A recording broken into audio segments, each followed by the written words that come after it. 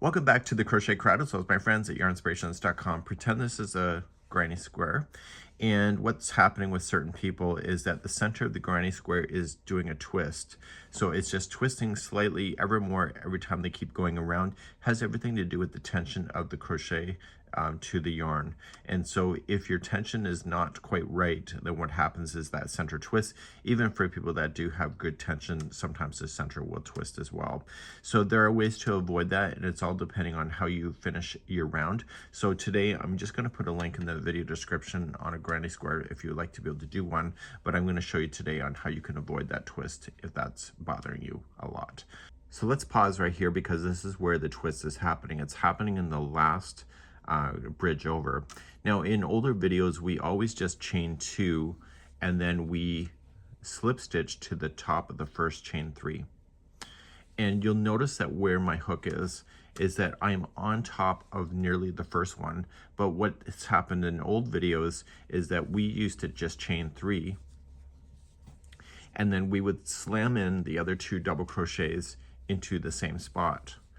But because of the positioning of that slip stitch, you can see that this here, when you're slamming them in, is favoring literally just this piece of this corner and not the middle. So when you go to jump over, then what happens is that you are just kind of just over a little bit too far. Okay, so that's one of the reasons that we changed over the years on how things are joined at the very end. And some people absolutely hate the half double crochet join, but here's what it is. So if you do a half double crochet join, the top of your stitch will be right in the corner.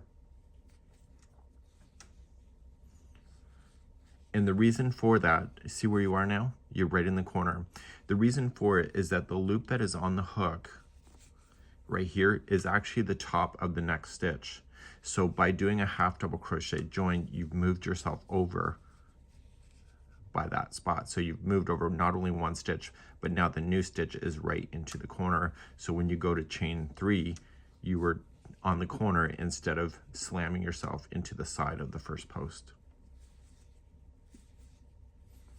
So some people absolutely hate the half double crochet join, but that's why we've adapted to this over the years. And you can see the positioning difference of where you are versus when we slammed in. We're no longer being pulled over.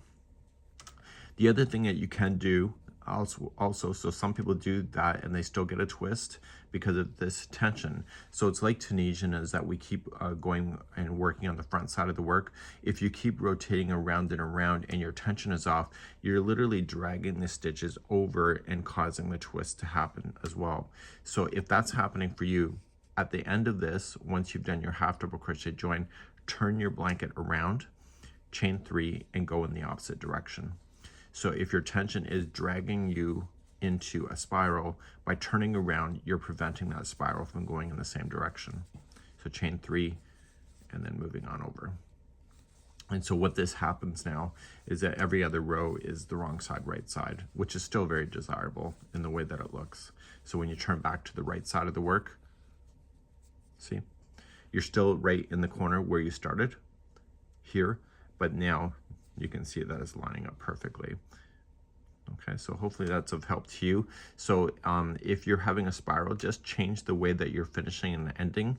And then if it's still bothering you and you're still getting it, then just turn your blanket around and do front side or right side, wrong side, in order to make that happen. And you will see that your twisting will then just kind of even itself out, because you're going back and forth in rows instead of a continuous round like that. Let me know how you made out in the comments.